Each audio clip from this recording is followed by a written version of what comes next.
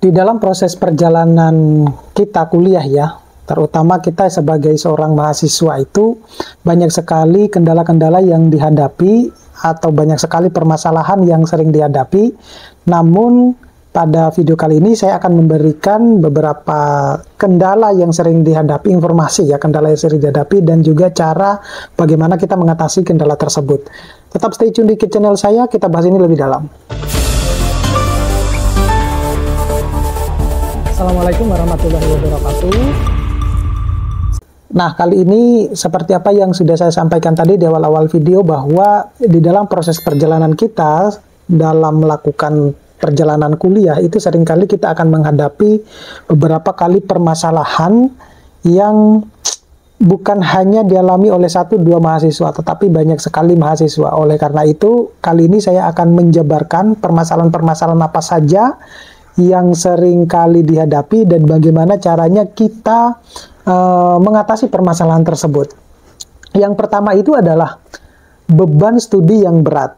Ya, ini tentunya harus kita sadari sejak awal bahwa beban studi mahasiswa itu sangat berat, di mana dalam video-video saya sebelumnya sudah saya sampaikan bahwa semakin tinggi semester kita itu maka akan semakin berat, akan semakin stres beban yang kita dapatkan ya. Meskipun misalnya jumlah SKS-nya sedikit, tetapi nilai ataupun tugas-tugas yang akan kita dapatkan itu banyak sekali. Jadi perlu dipahami bahwa semakin tinggi semester kita, maka semakin nilai tingkat stresnya juga akan semakin berat.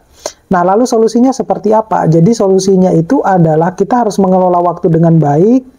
Tentunya kita harus membuat yang namanya jadwal studi yang teratur, dialokasikan waktu untuk belajar, kemudian untuk istirahat, dan aktivitas sosial. Ya, jangan sampai rugi ya, dengan atau bila perlu kita minta bantuan dosen ya, atau teman jika mengalami kesulitan. Itu yang pertama. Kemudian yang kedua itu adalah stres akademik. Nah, stres akademik ini saya kira dialami oleh semua mahasiswa ya. Kalau berbicara tentang stres akademik, di mana tidak ada mahasiswa yang tidak mengalami stres. Lalu solusinya seperti apa? Solusinya tentunya ya kita harus mempelajari teknik manajemen stres seperti meditasi misalnya, kemudian kita bisa melakukan olahraga, ataupun kegiatan-kegiatan yang bisa menyenangkan kita gitu ya. Tetap berkomunikasi dengan dosen jika merasa terlalu tertekan dan butuh yang namanya perpanjangan waktu ya. Kemudian ada yang disebut dengan masalah keuangan. Nah, kalau masalah keuangan ini bisa saya anggap sebagai masalah klasikal ya. Jadi bukan hanya mahasiswa saja, tetapi sebagian besar ya mengalami yang namanya masalah keuangan. Itu tidak bisa kita pungkiri. Nah, solusinya seperti apa? Solusinya ya tentunya kita buat anggaran dan merencanakan pengeluaran dengan bijak ya. Jadi tidak perlu harus membeli barang-barang yang tidak dibutuhkan atau yang tidak diperlukan gitu. Cari peluang pekerjaan paruh waktu ataupun beasiswa jika ada ya. Kalau beasiswa ada, tetapi kalau di Indonesia itu jarang sekali tempat-tempat kerja yang melayani pekerjaan yang paruh waktu. Jadi itu yang terjadi di Indonesia. Berbeda sekali dengan di luar negeri, itu anak-anak S1, S2 itu bisa bekerja paruh waktu gitu. Jadi untuk menambah-nambah uang sakunya mereka gitu. Nah, hindari pengeluaran yang tidak perlu dan pertimbangkan berbagai biaya dengan teman sekamar, misalnya semacam itu. Kemudian yang keempat itu adalah kesulitan dalam memahami materi. Nah, ini juga sering dihadapi oleh banyak mahasiswa, di mana terkadang ketika misalnya kita mengikuti suatu perkuliahan itu ada yang kita kurang paham dengan materi-materi yang disampaikan. Lalu bagaimana solusinya? Nah, solusinya ya kita bisa memanfaatkan sumber daya seperti dosen, kemudian tutor, dan juga ataupun grup study ya. Jangan ragu untuk bertanya saat ada hal yang tidak dimengerti. Gunakan jika sumber belajar online seperti video tutorial ataupun platform-platform pembelajaran yang bisa meningkatkan skill seseorang atau skill kita gitu. Kemudian yang kelima itu adalah tingkatkan motivasi yang tingkat motivasi yang rendah ya, tingkat motivasi yang rendah. Jadi ketika mengalami sebuah masalah itu seringkali kita merasa down gitu. Jadi motivasinya rendah sehingga daya juangnya, kalau yang saya pelajari daya juang anak-anak sekarang itu sangat lemah. Jadi ketika misalnya sudah mengalami masalah, ya udah embel-embelnya adalah stop kuliah. Nah, semacam itu contohnya. Nah, solusinya seperti apa? Jadi kita harus menetapkan tujuan jangka pendek dan jangka panjangnya ya. Tentukan minat dalam topik yang dipelajari.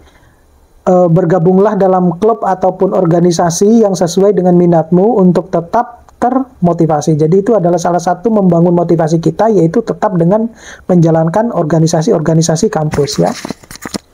Kemudian yang keenam itu adalah isolasi sosial ya.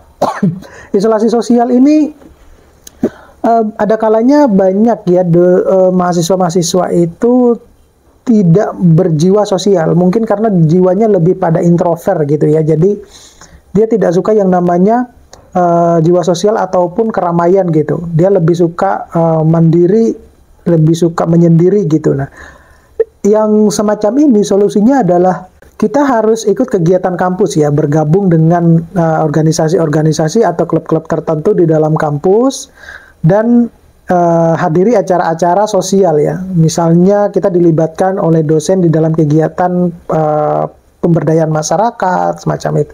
Bangun jaringan pertemanan dengan mahasiswa lain. Jangan ragu untuk menghubungi pusat layanan kesehatan mental jika perasaan kesepian berlanjut. Nah, ini kalau kesehatan mental itu tidak semua kampus memiliki semacam itu ya. Kemudian yang ketujuh itu kehilangan fokus ya. Seringkali juga mahasiswa itu mengalami yang namanya kehilangan fokus ya. Nah, solusinya seperti apa? Jadi gunakan teknik manajemen waktu seperti teknik Pomodoro misalnya, ataupun di mana kamu fokus pada belajar selama periode waktu tertentu dan kemudian istirahat sejenak. Matikan gangguan elektronik saat belajar, itu penting ya. Kemudian yang ke-8 itu adalah tuntutan ekstrakurikuler dan sosial. Nah, itu juga kadang tidak semua mahasiswa itu menyukai hal tersebut. Namun, itu hal yang terbaik itu adalah kita harus memprioritaskan kegiatan ekstrakurikuler yang benar-benar sesuai dengan minat dan memberikan manfaat. Jadi tidak semua ekstrakurikuler itu kita ikuti ya, sesuai dengan minat kita aja ya. Pelajari seni mengatakan tidak jika permintaan terlalu banyak dan mengganggu waktu belajar. Kemudian yang ke-9 itu adalah perumahan atau masalah lingkungan. Ya, ini juga menjadi masalah klasikal bagi mahasiswa ya. Jadi kadang terutama ketika kita pindah ya dari daerah satu ke daerah yang lain gitu, kita butuh adaptasi yang mungkin karena tidak sesuai dengan karakter diri kita sendiri. Nah, solusinya seperti apa? Jadi kita harus memilih lingkungan ya yang nyaman dan mendukung proses kita belajar. Nah, jika ada masalah dengan sesama penghuni, komunikasikanlah secara terbuka dan cari solusi yang secara bersama, itu penting. Kemudian yang ke-10 itu adalah tantangan karir dan pekerjaan. Nah, kalau tantangan karir dan pekerjaan tentunya ini merupakan sesuatu hal yang salah satu menjadi hal yang masalah di Indonesia ya.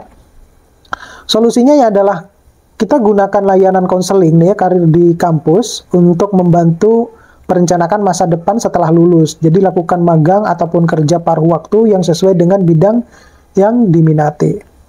Nah, saya kira itu sebagian dari permasalahan-permasalahan yang dihadapi oleh mahasiswa ketika kuliah, dan saya sudah memberikan juga solusinya. Mudah-mudahan ini bisa bermanfaat. Sampai ketemu pada video-video berikutnya. Assalamualaikum warahmatullahi wabarakatuh.